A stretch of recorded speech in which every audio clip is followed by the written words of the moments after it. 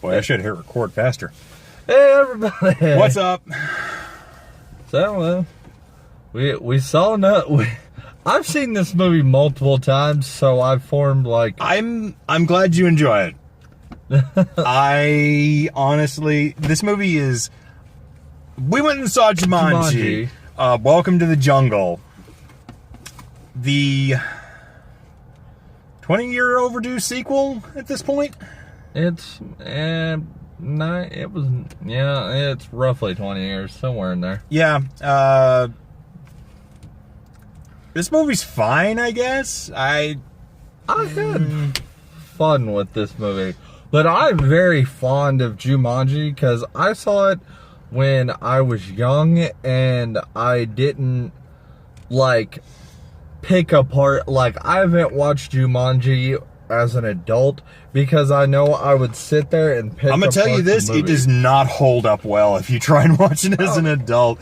I never really got into it when I was a kid, so it didn't really grab me that a sequel was necessary. I thought it was a perfectly fun little adventure, but even as a kid, I'm sitting there going, "This doesn't make any effing sense." Yeah, I'm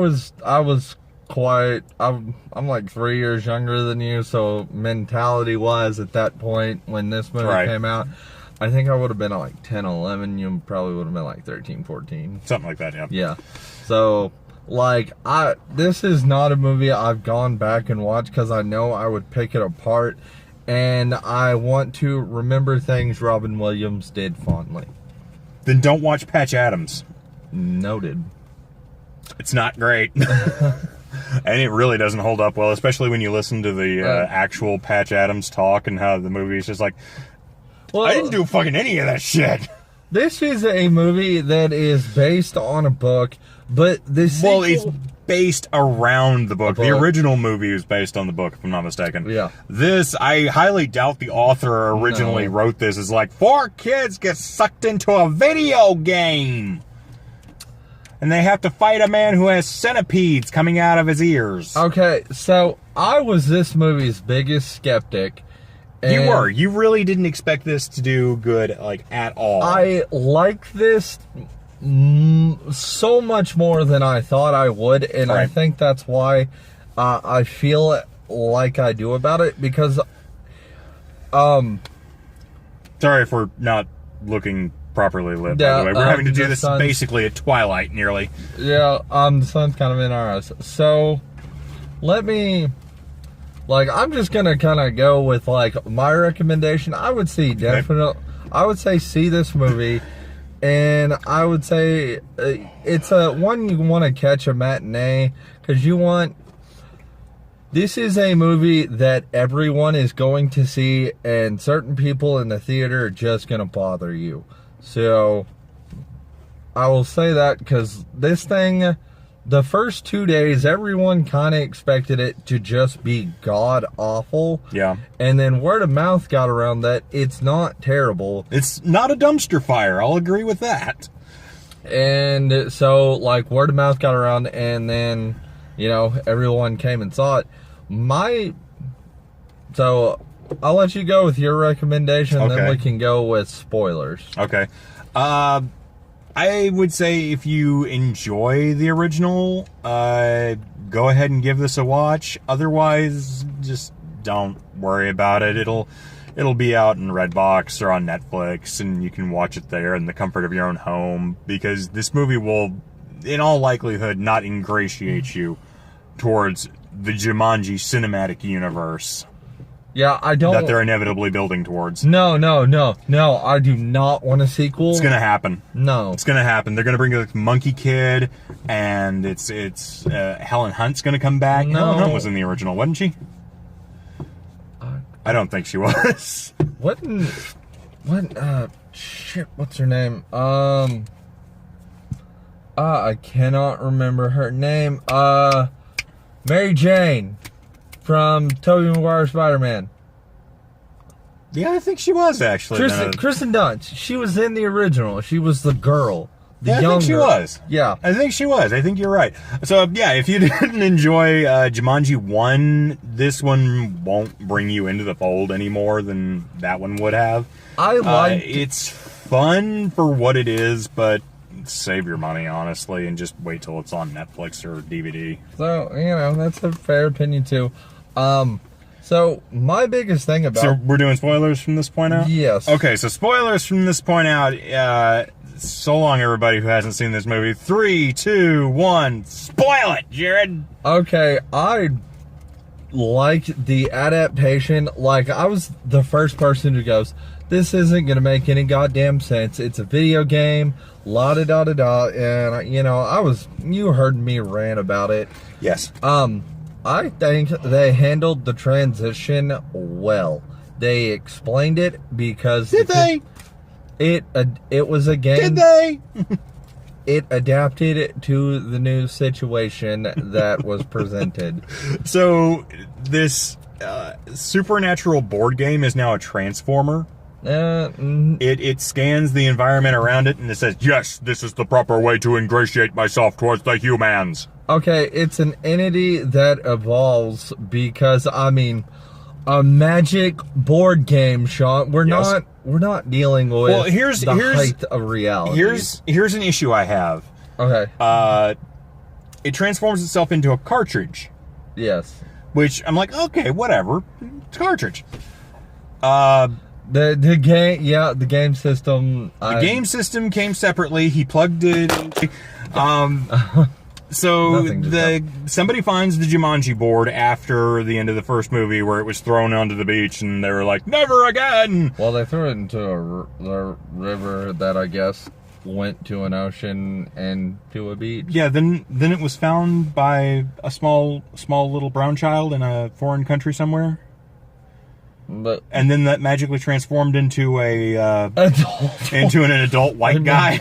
Man, Hollywood, way to whitewash your films more. But he brings it home and he gives it to his younger brother or something. I think it was his son. His son? Yeah. I don't know. It's never properly explained what the hell's going on. But he gives it to this kid who's sitting there playing, I think it's GTA.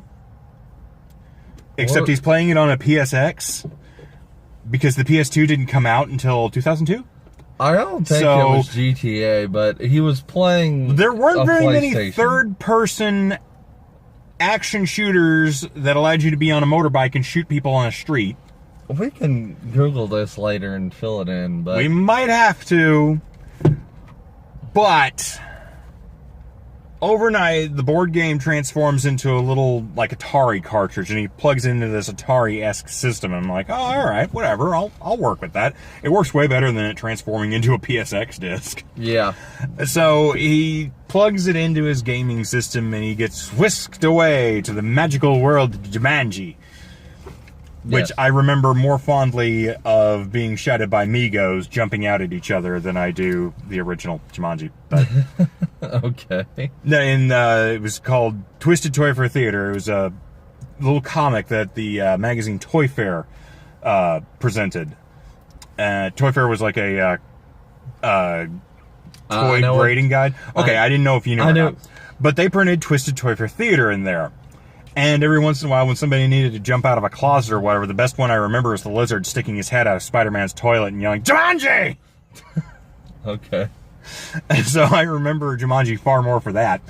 But Toy Fair told me about the return of a character whom I honestly did not know.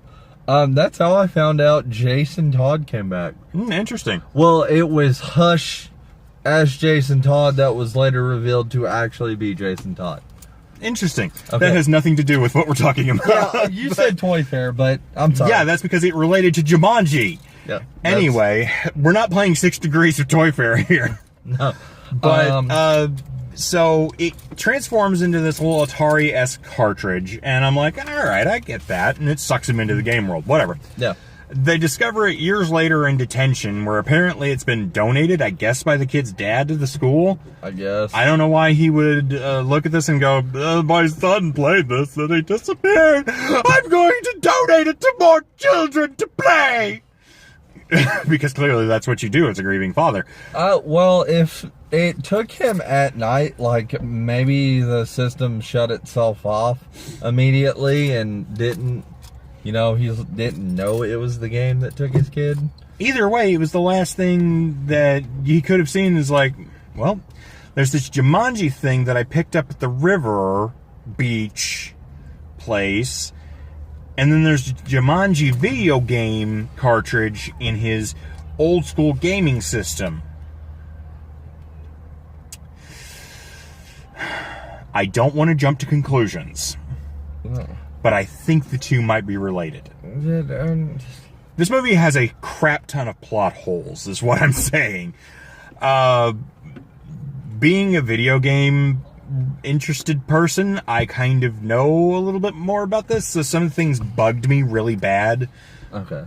Like when they're in the video game, and I think it's really cool where they like touch themselves, pat themselves on the chest, and they display their stats and everything. That was actually a really cool idea. Yes. The lives marker as like a tattoo on your arm. Yeah. That was a really neat idea. Cartridge-based games did not have cutscenes though. Yeah. Like they would have little pre-loaded scenes that kind of worked like an animatic. But you didn't have a long flowing cutscene like you do in most modern video games. Well, it was... So, stuff like that bugged me. It's just a little bug to me. Also, when they would cut back and forth between, like, the bad guy and what he's doing versus the good guys in their quest. Because as a game, it preloads a scripted event. Which is, they kind of play with that with, like, the NPCs, where they'll only recognize certain actions. Yeah. And they'll just repeat dialogue ad nauseum whenever you try and talk to them outside of their scripted events. Yeah. So, they have those elements, but then they break those elements when they cut back to the bad guy.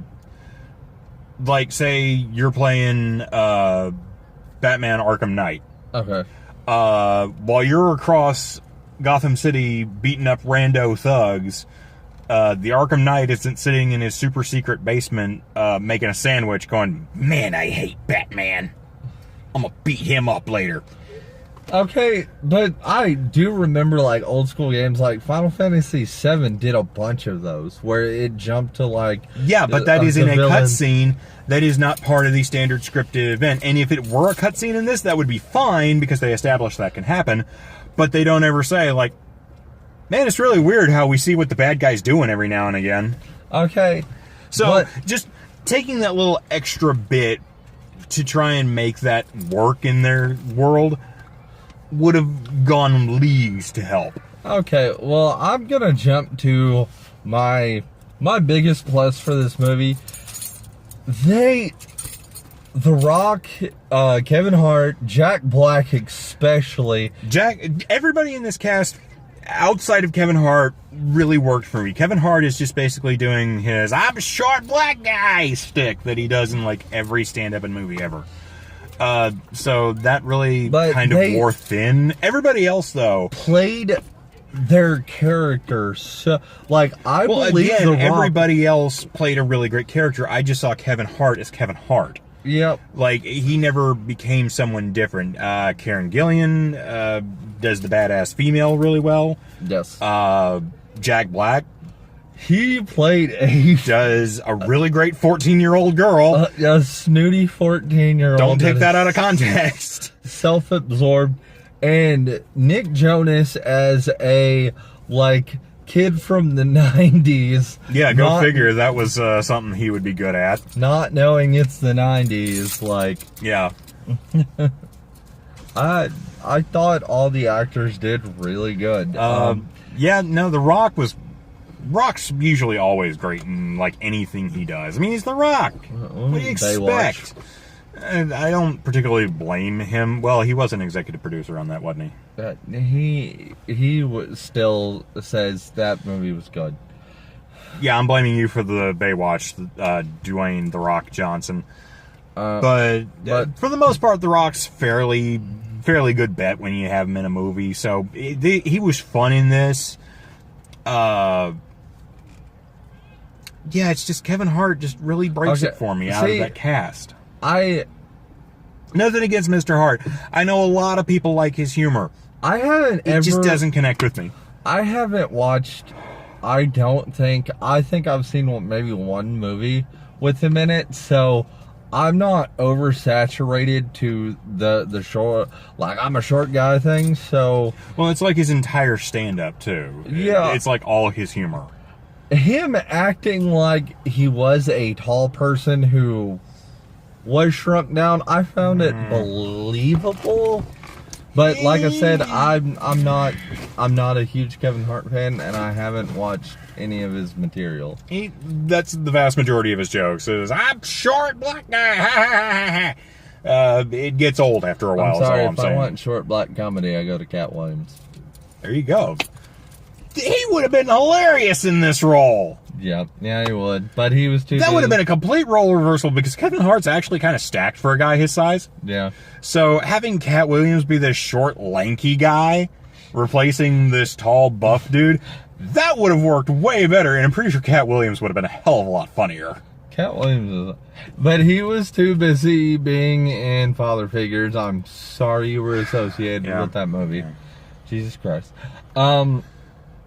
But I really liked that, and all in all, I got a story with 4 people who grew as human beings in the end. Yes, I will say that Kevin Hart's kind of is just like, oh, and I respect people now.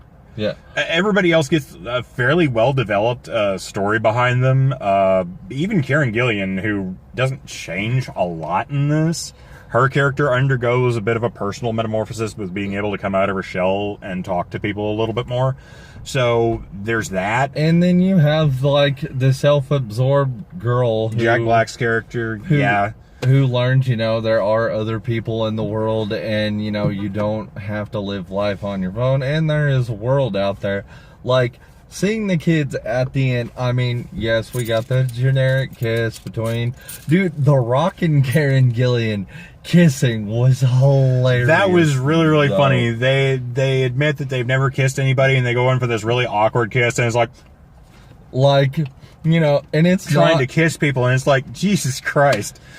That's actually really kind of funny. It's like, they played the awkward first kiss of a teenager very well. I have a feeling that Mr. The Rock may have had that awkward first kiss. He doesn't strike me as somebody who was exceptionally athletic in his youth, based on what he's doing mostly with his now fairly well-earned money and time. Okay. So he kind of strikes me as somebody who is probably a bit of a huge nerd in high school and got his ass kicked, and now that he's... Dude, he was a football star. He almost went pro. Huh. I don't know anything about The Rocks. His dad and his grandpa were famous wrestlers. So, yeah, he was set up from the... He actually You're not a true nerd, Dwayne. He played... Gain 400 pounds by sitting on your ass and get warts and then lose it all and then come back and talk to us then. No, his first acting role, a lot of people think it was the Scorpion King. It wasn't. He played his dad on that 70s show. Huh. In an episode. It was actually really, really funny. Nice. But no, he played kind of super awkward, just very well. Yeah, no, like I say, he's perfectly fine in this. This movie is perfectly fine if you enjoyed the original Jumanji, but a lot of that hinges on you enjoying that kind of a premise. Yeah. If you didn't enjoy it, you just were like, whatever, it was just okay, then that's what you're going to walk away with this one. I'm sorry.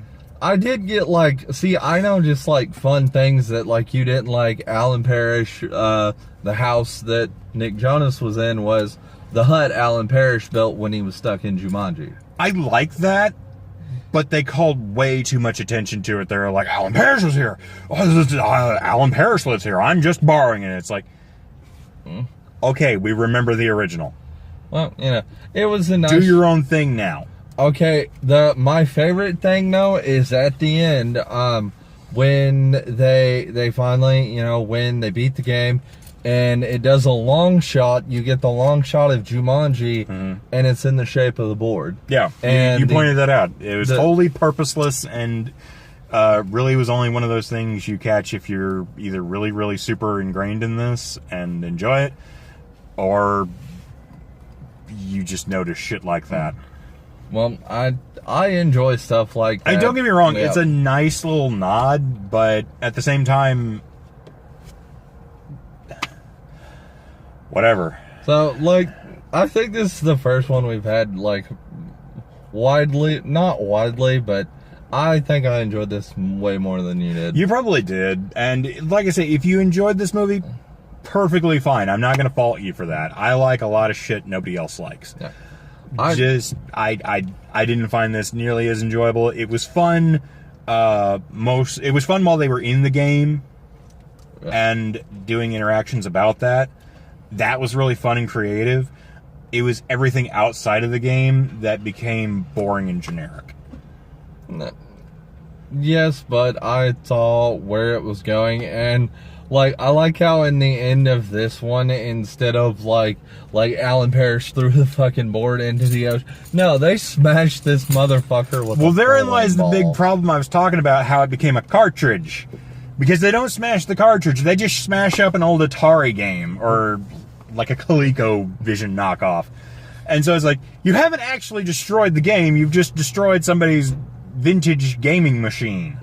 Well, Way to go, dickwad. Well, the cartridge was probably destroyed with it. No, you see it sitting there on the ground, it's perfectly fine. I don't know. It was probably a very early Sony prototype, because Jesus Christ, the Sony product placement in this thing was... Yeah, speaking of things that were really out of place. the Sony boombox. The Sony boombox, when they get to the vehicle depot and they go in there and they have all the vehicles, and there are like a number of modernized vehicles. Like there's a three-wheeled not really an off-roading device, it's more like a fun little hyperlight nearly. There's something like that. There's a very cherry 1970 Challenger in there. Well, it's a vehicle, like a vehicle warehouse. Right, but if this was that's where the game gets inconsistent. If it has all this stuff in it that includes modern references and shit, why does it still look like an old Atari cartridge? The original Jumanji didn't have Alan Parrish surviving against a hunter with a 50 cal Beretta sniper rifle. He had a really old bolt action rifle that he used. That's my other problem. Like, that was the villain in this one.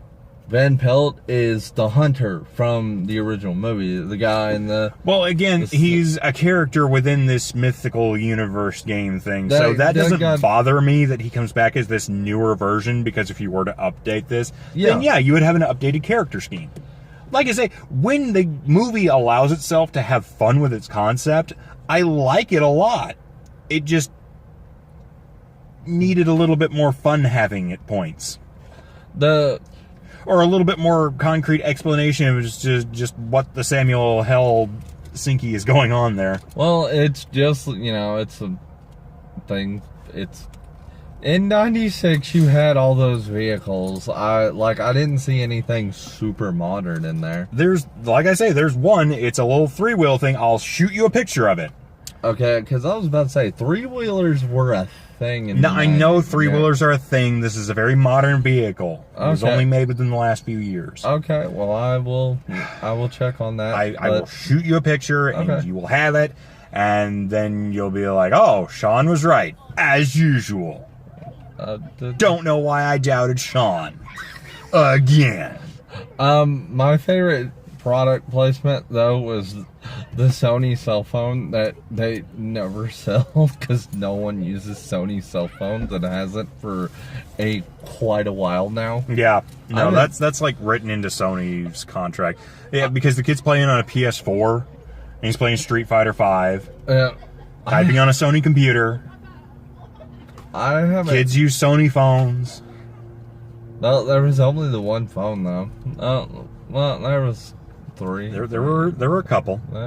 Still, I haven't seen. If Sony made vehicles, they would be driving around in Sony brand cars. I guarantee you. Well, Sony. I mean, Yeah. if they can turn Kenny into a magic fairy princess, they can, you know. The creators of South Park did that actually through Ubisoft, not Sony. No, it was Sony. The episode? The Black Friday episode? Oh yeah, they did.